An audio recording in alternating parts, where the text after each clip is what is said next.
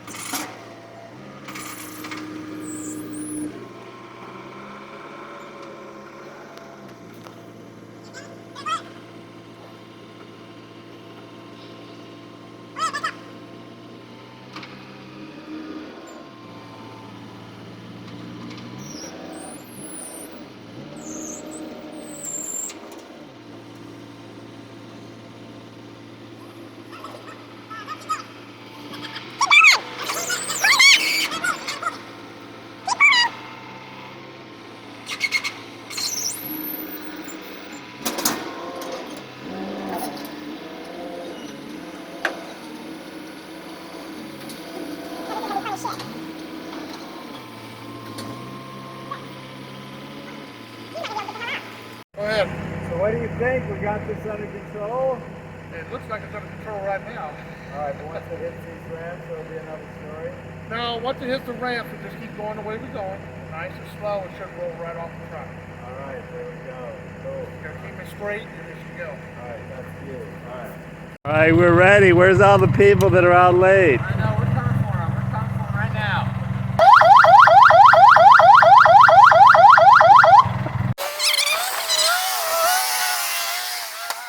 We gotta get some gravel mode.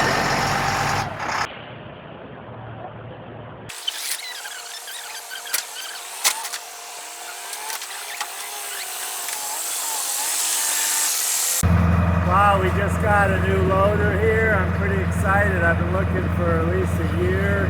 Oh, look at the size of those forks, and they move back hydraulically. I'm loving the new loader. Came from Wisconsin, from the government Planet. So people ask me, how do you buy something without driving it? So with the government Planet, there's pictures. One, I look at the tires. This is still showing little stubs on there, and it's good tread. Then I look at the seat, and I look at the controls and the pedals, kind of overall condition. And you can tell if the hour meter has been changed, it'll be a newer gauge. It won't match the other gauges. So we'll take a quick look inside and see how it works. So this seems to be a low mileage machine. It's running great, but when something's sat for years and you start using it, the hoses start leaking, the seals on the cylinders, but you slowly fix that as they break, and then you got a good strong machine. And these older machines don't have all the computer run stuff that's a nightmare to work on if you're like me and you don't really know that much about it. Old school. Here's our heater fan. You can see there's a little leak there. This heater cores will go out probably before radiator. We'll look at that. So this cylinder here, the seal is probably $800 or $900 to replace. It's leaking a little, not too bad. This has a few new hoses. All that stuff's a lot cheaper to fix than buying a $100,000 machine. Gives you kind of an idea of the size. 40-something thousand pounds. Hey, what do you think about the new loader? Pretty dirty in there, isn't it, huh? Yeah. We're gonna have to clean the tank too? Yeah, probably. It'll be like a new one. Alright. Perfect. Flush it out.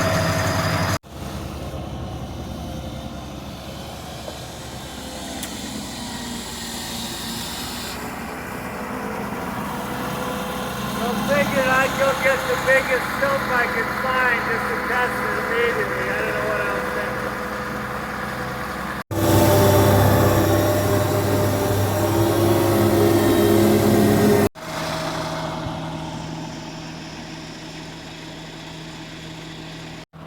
So with a little bit of help from Kevin, I figured out how to use the loader. This tree took the skidder and the dozer an hour to dig out and pull over. So of course, what do? I go for the biggest stump just to test it. That's probably 10,000 pounds right there. So it seems to be working. Perfect.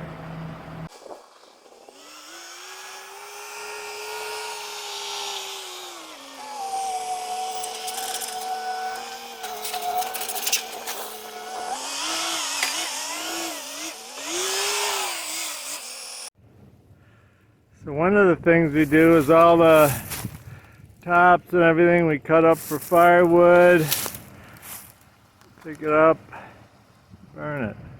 And some of the trees and junk push back over there, which is another cabin. We're cutting up some firewood, clean up the mess.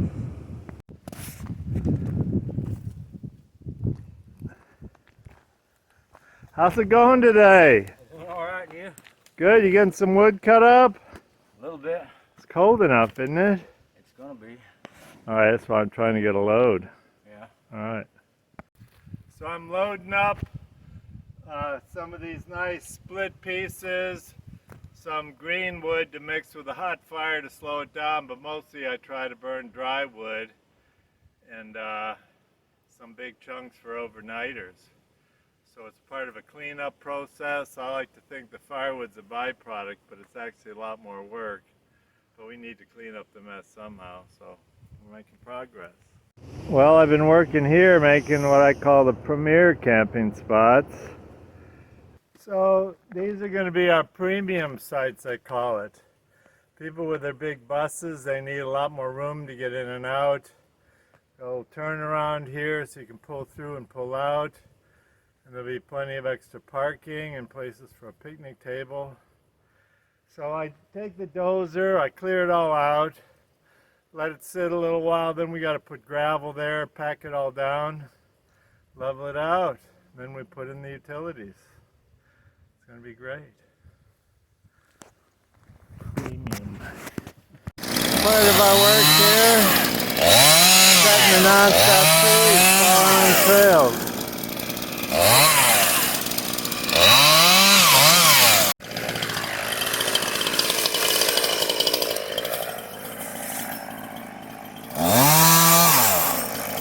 See, it's got the, so hold it there.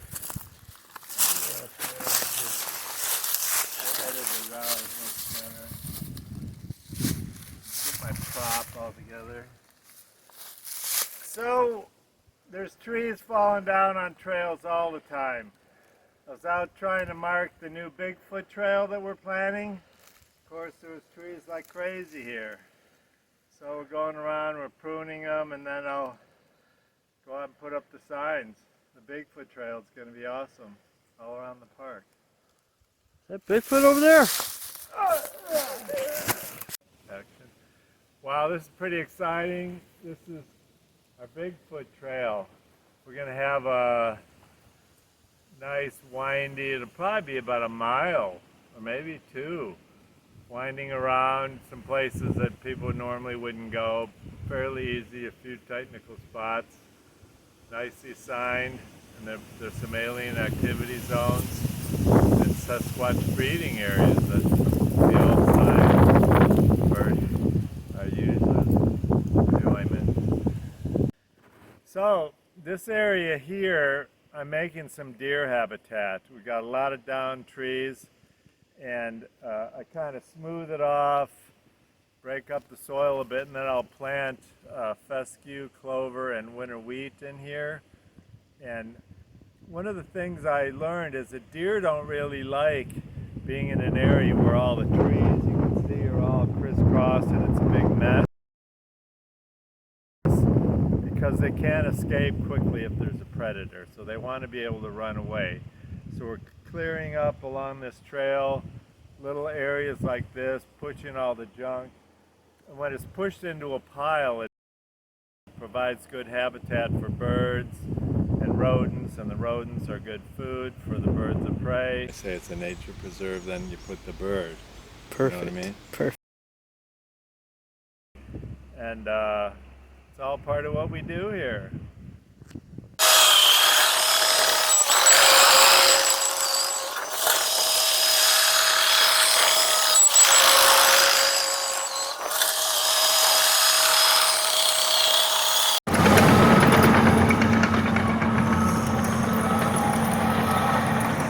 So we have a little clearing we're working on, and so we just kind of pile up the brush, get it out of our way, let it sit for a while for wildlife piles, and we burn it.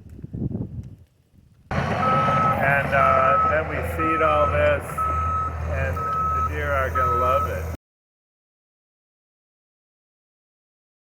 And also those little piles are good for rabbits too. They got to have somewhere to hide. Make the homes, they will come. Well, we got the dump truck to haul away all the branches. Doing a little remodeling over here. Right. How's the SkyTrack running? Keep an eye on the hydraulic. It's got a little bit of a leak. Oh, do I? I'll look at it. Well, we got a little antique barn building here. We're gonna strengthen it. I've added some supports over the years, and we're gonna add some 10 feet on the front of this to make it a little bigger. It's great. We've got all this great equipment to use. We're trying to put that branch that's over the little garage there, and every day is something different out here. Some of the branch. Well, the guys are getting the roof on here.